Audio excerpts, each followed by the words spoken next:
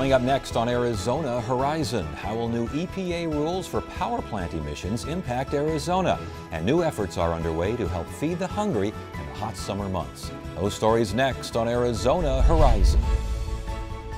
Arizona Horizon is made possible by contributions from the Friends of Eight, members of your Arizona PBS station. Thank you. Good evening and welcome to Arizona Horizon. I'm Ted Simons. The FBI office in Phoenix is leading a criminal investigation into possible wrongdoing in the VA healthcare scandal. The FBI opened the investigation following a report that found problems in the VA medical system nationwide. Up to 40 veterans are alleged to have died at the VA healthcare system in Phoenix while waiting for appointments that never came. Maricopa County Attorney Bill Montgomery said today that State Attorney General Tom Horne should resign.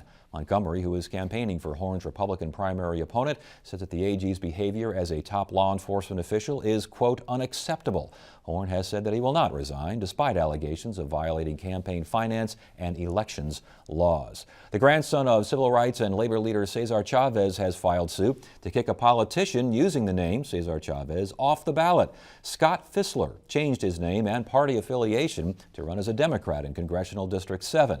In a court filing, Chavez is accused of breaking Arizona law by trying to confuse voters. Chavez ran in 2 unsuccessful bids for office as a Republican under his former name. And the Guatemalan consul in Phoenix met with the media today to talk about the transfer of hundreds of illegal immigrants from Texas to Arizona. Most of the immigrants are from Guatemala, and many are unaccompanied children. The consul talked about why people are leaving Guatemala for the U.S. The smugglers find that they can bring the kids and the families here, and they're going to be accepted to be here. So they also go to the cities in Guatemala and talking about this, and the people believe that.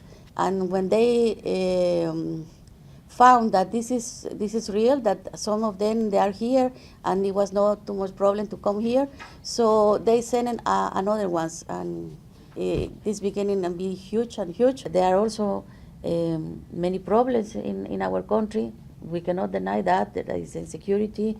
There is also the change of the climate. You know that we have a lot of storms there in Guatemala, and also they affect the positions for the person that work there.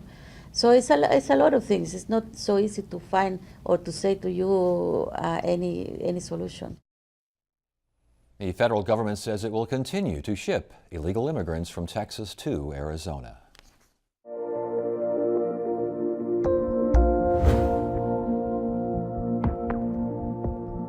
The Environmental Protection Agency recently announced new carbon emission standards for power plants. The new rules call for states to come up with emission reduction plans by 2016. Henry Darwin, head of the Arizona Department of Environmental Quality, joins us to discuss the new rules and what Arizona needs to do to comply. And also here with us is Sandy Barr, director of the Sierra Club's Grand Canyon chapter. Good to have you both here. Thanks for joining us. Great to be here. These proposed new rules on carbon emissions, what's new? What are the rules? Well, EPA is using a provision of the Clean Air Act to set goals for each state in the country to meet by 2030. And these goals are to reduce carbon dioxide emissions from existing power utilities that use fossil fuels as their source for energy. Reduced by how much? Well, it varies by state. So the goal for the entire nation is a 30% reduction by 2030. So they have not set, in their proposed rule, they have not set for each state a percentage reduction. What they've set is a goal to be reached by 2030. So does that mean that, it seems like the goalposts are moving a little bit there. How does Arizona figure out what needs to be cut? Well, we have the numeric goal, and the numeric goal is set as a pounds of CO2, pounds of carbon dioxide per megawatt hour of power produced throughout the state. So we know what our goal is. We know where we are today, and we know what our goal is for 2030. So we can calculate what the percentage reduction is for Arizona. So we're at about 1,400 pounds of CO2 per megawatt hour in Arizona, and our goal is around 700. So the percent reduction is about 52% for Arizona. That's a big percent reduction. That sounds, and from what I was reading, that's among the highest we've seen in the West. Yeah, it is a big reduction, but first of all, this is a draft, so we all have opportunity to comment and make it stronger if, in the process until September, and the final rule will come out next year. The other thing is Arizona has a lot of opportunities to reduce carbon emissions. We have over 300 days of sunshine here. We have a lot more opportunity to invest in renewable energy resources, and that is one of the things that EPA is allowing states to do, is look at renewables, look at energy efficiency, both at existing power plants and also what they call demand side with individual consumers. And so there are a number of ways that we can get there, retiring some power plant units. This doesn't only affect coal plants, it affects coal and natural gas, any fossil fuel plant. And again, the goal is 30% by 2030, but the idea is to get a plan in by 2016, but there are ways to extend that deadline, I understand? Yes, the state can get additional time if it is working cooperatively with other states in the area. For Arizona, what we need to do, well, first of all, we should be doing this anyway. We shouldn't be waiting. This is a huge issue. Climate change is affecting us right now, most significantly here in the Southwest, and so we should be doing these things anyway.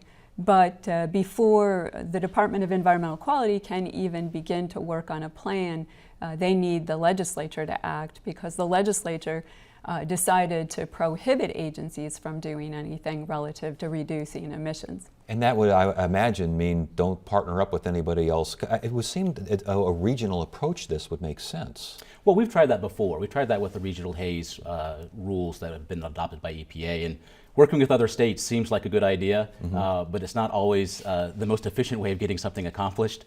So we certainly will explore that opportunity, but that's certainly not our biggest hurdle. Our biggest hurdle is the timeframes that EPA has put us under in order to develop these plans and implement these plans. The fact matter is that EPA is giving us an unprecedented short amount of time in order to develop our plans. We're normally given several years to develop these plans, but EPA is really only giving us a year to develop a plan for the entire state that will reduce carbon emissions going into 2030 by 52% in Arizona, which is a monumental undertaking. Well, with that in mind, and Sandy mentioned shuttering some plants, what are some of the other options Arizona can look at? Can you make the plants that exist more efficient? Do you just basically say we're wind, we're solar, full speed ahead? So what EPA has done is they've established an equation that they applied for every state in the country. And they made certain assumptions based upon the current portfolio of energy production in that state. So for state of Arizona, for example, they have assumed in their equation that we will be completely off coal in Arizona by 2020. So think about that. They're asking the state of Arizona to consider being completely off coal by 2020. In the best scenario, we will submit our plan in 2017, assuming that we get an extension. Right. And then they have a year to approve our plan, so we would know with any degree of certainty whether or not EPA is going to approve our plan, so what that plan says. So we'd have between 2018 and 2020 in order to completely convert all of our coal generation to natural gas generation under the equation, under the assumptions that they've made in the state of Arizona. That is something that is physically impossible. I was going to say, is that realistic? Well, first of all, we have flexibility. This is something the states always ask for. There's a lot of flexibility in how we can get there. First of all, Arizona has a very strong energy efficiency standard. And if we continue to implement that aggressively, that can be one part of the equation. The EPA also only assumes about 4% solar. That's low. We can do better than that. And so that's another way that we can get there. We already have some plants where we're looking at retiring units or converting units. Let's expedite that. I mean, this is not a minor issue. Climate change is happening now. The National Climate Assessment came out last month. It said, look, Arizona is already experiencing, we're seeing longer droughts, more intense heat, more wildfires. Those are all connected. Less flows in our rivers and streams. If you look at the cost, and including the cost to our economy, the cost to the health of the people of Arizona, this is really an important investment to make. Plus, This rule helps us reduce other pollutants, the soot and the smog that are also harming our health. It's critical. But does the rule become counterproductive if the deadlines are so tight that it is almost, as some would say, impossible to get to those levels in time? Well, first of all, again, it's not final, and we haven't even tried to put together a draft plan. We think it's possible. The state, unfortunately, the state's first reaction on everything is to drag its feet. And we understand the state doesn't like the federal government, but this is EPA's responsibility, and Department of Environmental Quality and the governor, they need to step up on this. Unfortunately, the governor has been denying climate change and has been pulling us out of things that reduce carbon emissions. And one of the early things that she did is repeal the Clean Car Rule. I mean, there are all kinds of things that we can and should be doing. Unfortunately, we have been going the opposite direction. Well, there's a direction has to be taken here relatively soon. I would imagine stakeholders are being rounded up as we speak. I mean, how's that going? Yeah, because of the short time frames, we're left with no other choice but to move forward with the development of a plan. So we're going to start developing that plan. Well, the first thing we're going to do is we're going to evaluate the proposed rule. And we're going to get together with our stakeholders and we're going to figure out what type of impact this has on Arizona as proposed. And so in evaluating the information we get through that process, we'll make comments on the rule and hope to change EPA's mind with respect to the goal they've set for Arizona. We think that the goal they set for Arizona is overly optimistic, and we just don't simply think that we can make that. But we're going to work with our utility sector. In particular, we're going to see what they think about the goal and look at the equation that EPA has used and see if there's anything that we can suggest to EPA about whether or not that rule makes sense for Arizona. As the Department of Environmental Quality, our lead agency for protecting the environment in Arizona, I think it's really important that you look at the benefits as well, the health, the public health benefits. And this is a big issue, and this agency ought to be leading on it.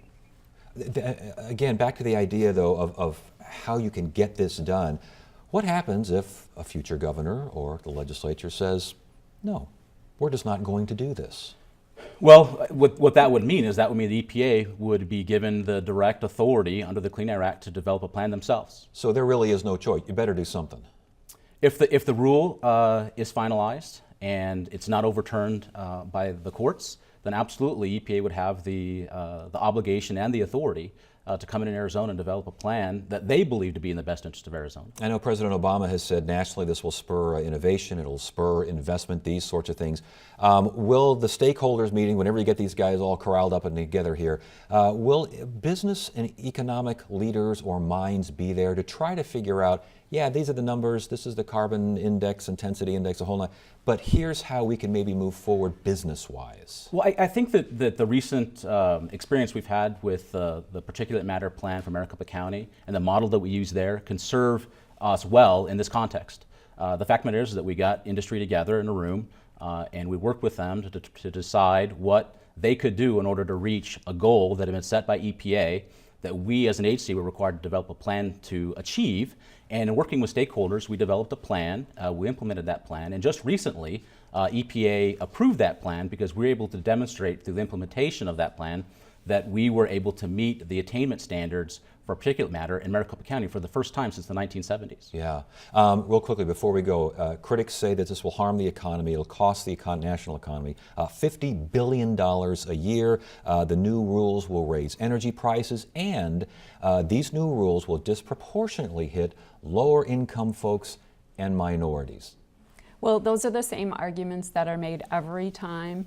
If you go back to when the Clean Air Act was first passed, those arguments were made. It's going to drive people out of business, and it's usually a lot of exaggeration. What we see are health benefits, again, lots of opportunity for clean energy businesses, a lot of opportunity for energy efficiency to reduce the energy that we use, and plenty of opportunity for flexibility.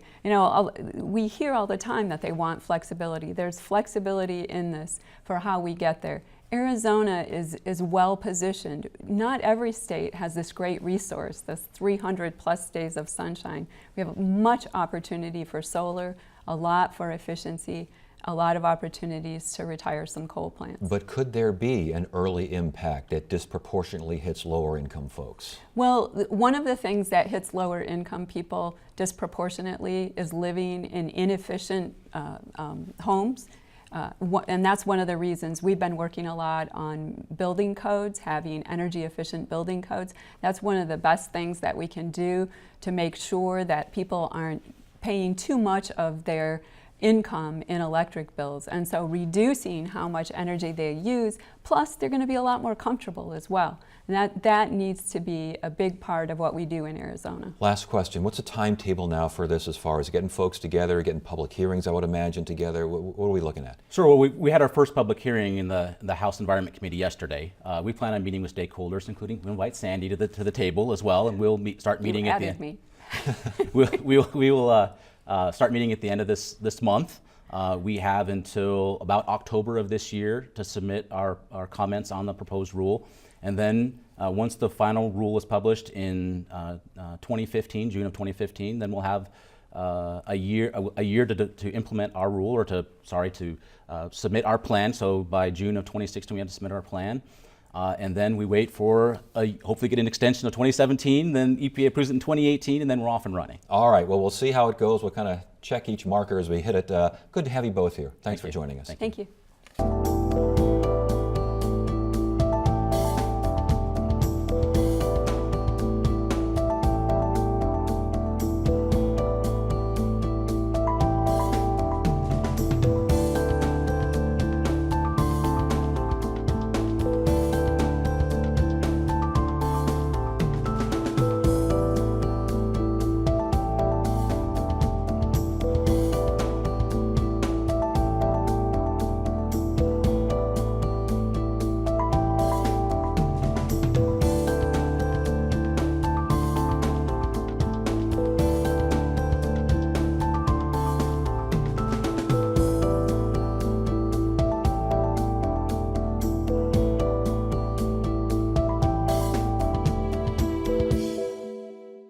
Get the inside scoop on what's happening at Arizona PBS. Become an 8 Insider. You'll receive weekly updates on the most anticipated upcoming programs and events. Get the 8 Insider delivered to your email inbox. Visit azpbs.org to sign up today.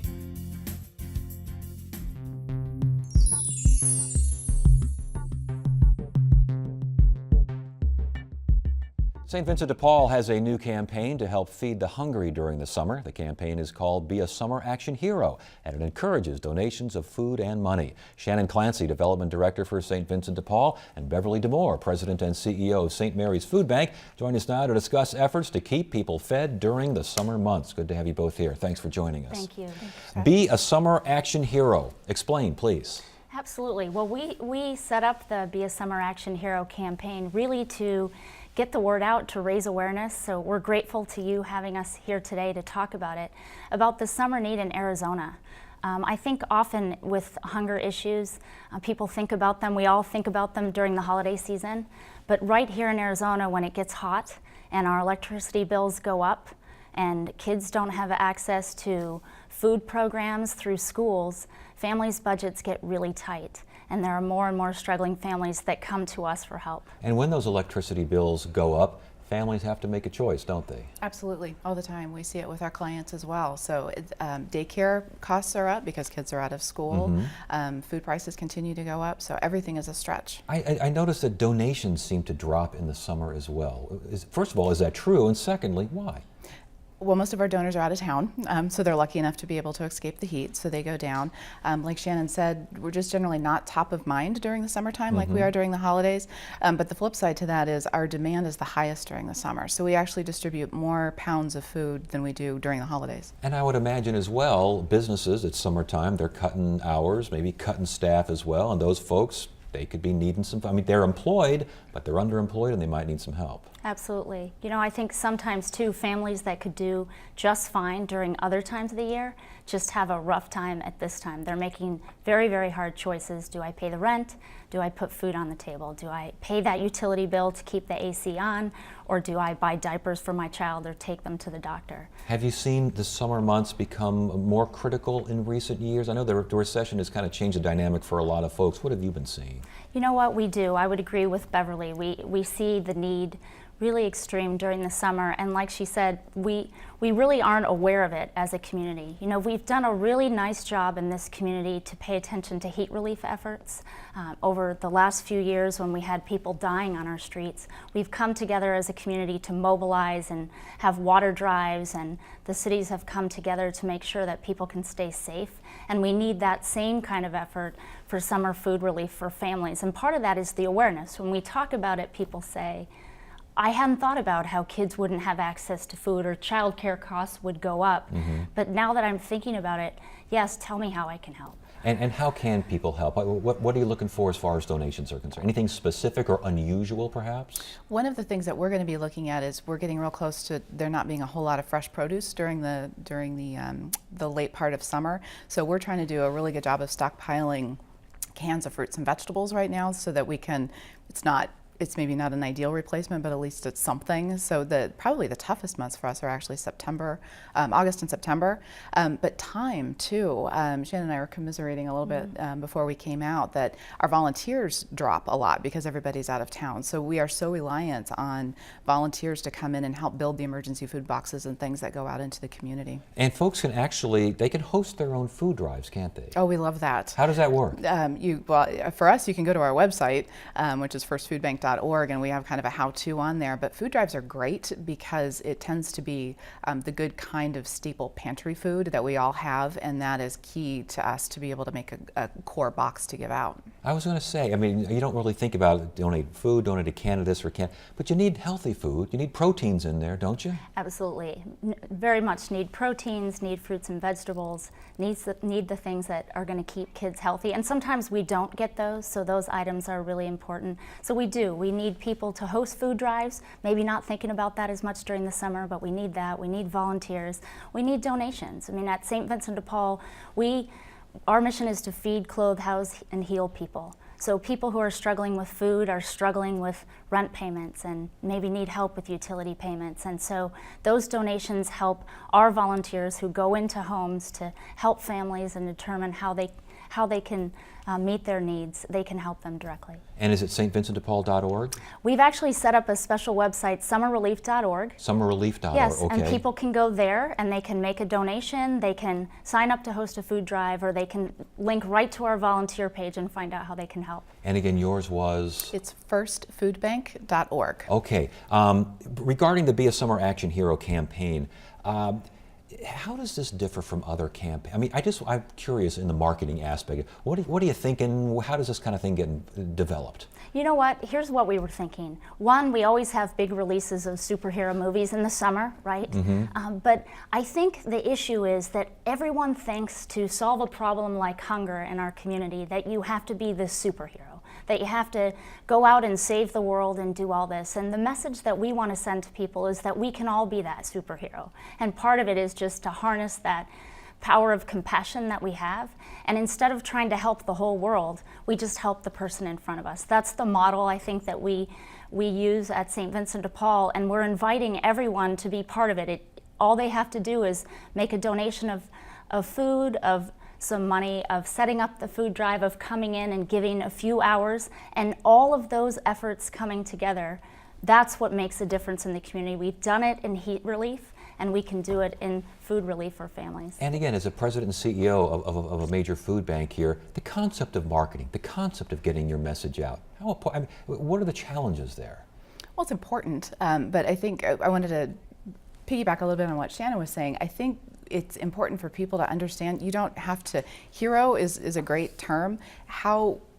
Because we're efficient organizations, at St. Mary's you can donate $1 and it's enough to provide 7 meals. So people don't have to go out and spend months planning a food drive. I mean, a little effort goes a long, long way.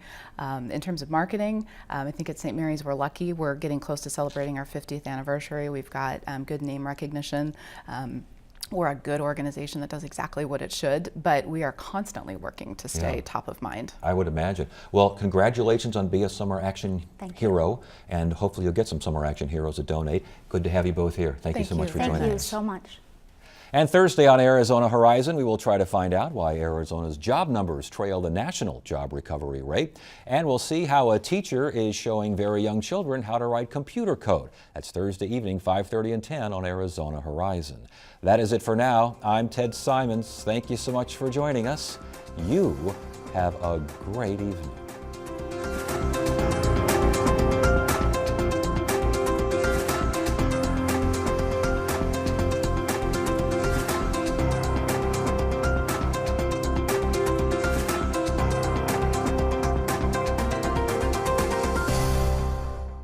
Arizona Horizon is made possible by contributions from the Friends of Eight, members of your Arizona PBS station. Thank you. The Global Institute of Sustainability is the heart of ASU's sustainability initiatives, advancing research, education, and business practices for an urbanizing world. Learn more about ASU sustainability at sustainability.asu.edu/TV.